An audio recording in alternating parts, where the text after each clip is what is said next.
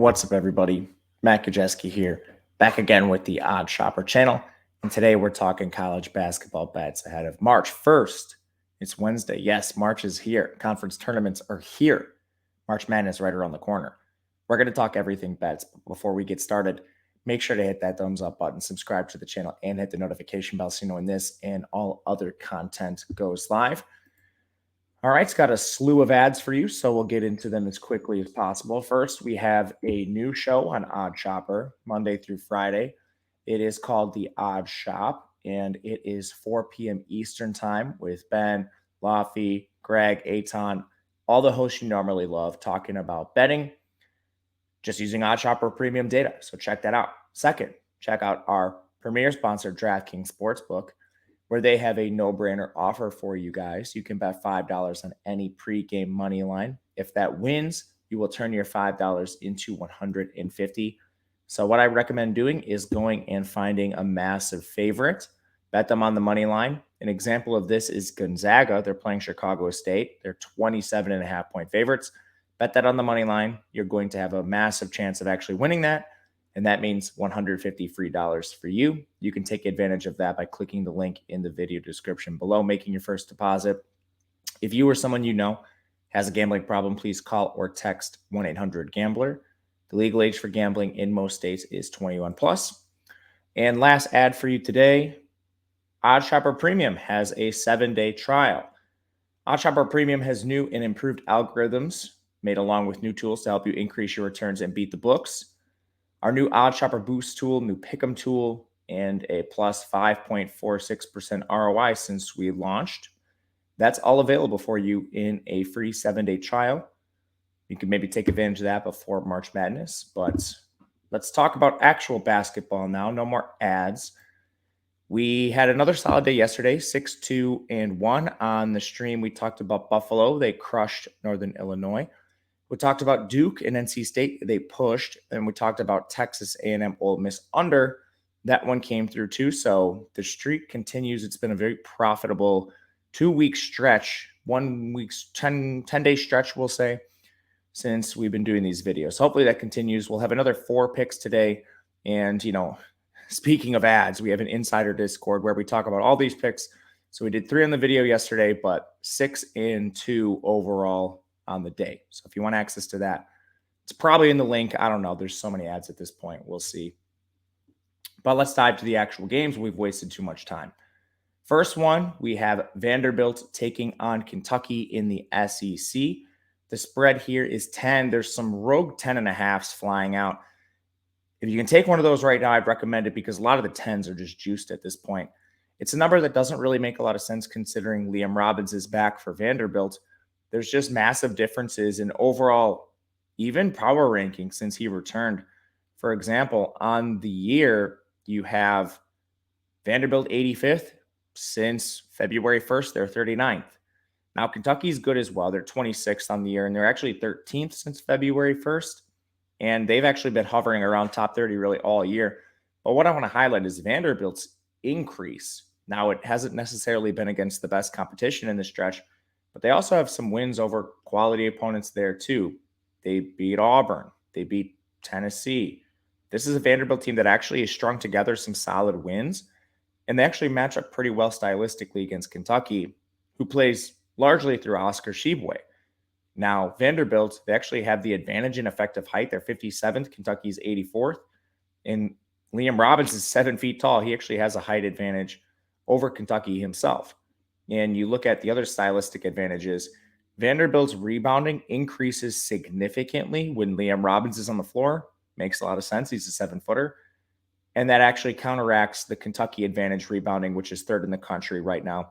Tshiebwe, great hustle player, but anytime you've got a 7-footer on the other side, it's going to really make your work cut out for you, which should be the case here. Still think Kentucky wins, not betting Vanderbilt on the money line or anything like that.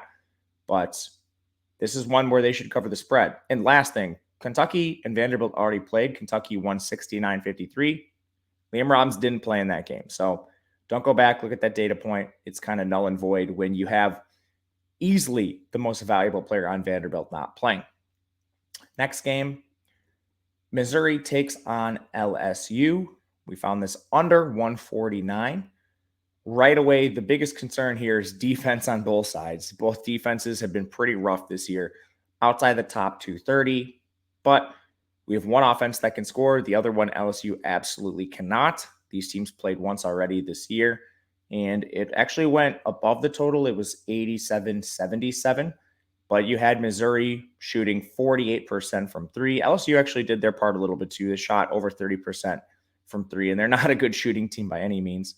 But basically, the pace of these teams have slowed significantly.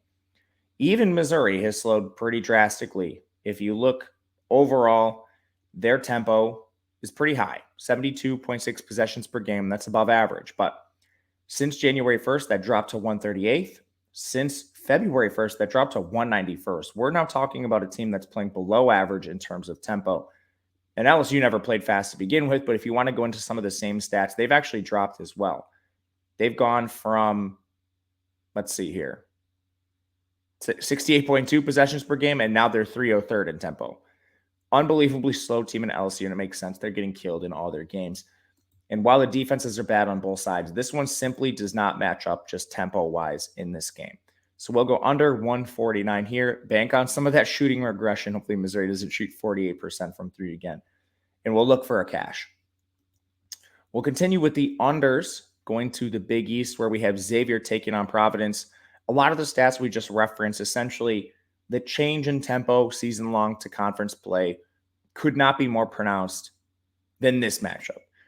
With Xavier, you've had a team that started off the year really strong, has battled a ton of injuries. At one point or another, they've had players like Fremantle's hurt. Soli Boom had an ankle sprain that slowed them down. Cam Kraft, Desmond Claude, Kai Tandy's currently hurt. A lot of their depth and role players have been injured. It's not just Fremantle. Some of them are back, some of them still are not, and Fremantle being the key piece here. But what we've really seen is Xavier has decreased those possessions per game, the 74.2, which is way above average. They have grinded to a halt. In adjusted tempo, they're 57th in the country on the year, and they've dropped all the way to 161st since February 1st, basically since a lot of these injuries started to occur. And it makes sense. They've been dealing without their primary ball handler, and they've been hampered in that position, but they also don't have Fremantle, and they don't have depth. It's hard to play at an elevated pace when you do not have the same depth that you previously had. So Xavier's grinded to a halt. And Providence, they've also played much slower. Their possessions per game above average since January 1st, that's dropped to 205th in tempo. Since February 1st, it's dropped to 221st. Both these teams are playing way slower than they did to begin the year. And that was a game that barely eclipsed the total. If you look at their first matchup, it had to go to overtime to eclipse it. Xavier won 85-83, but they scored 16 points in overtime. That game actually would not have hit the over in regulation. You also have improving defenses. You can see the defensive efficiency, Xavier in particular, 156. Since conference play, both these teams are top 70 units. We'll go under 155 for the Big East matchup between Xavier and Providence. And little bonus pick, we're going with a third under, heading out west, Utah State, UNLV. A lot of the same issues here. You don't exactly have fast teams on either side. UNLV plays a little bit faster than Utah State, but they've also slowed their pace. The big thing here is UNLV is getting healthier.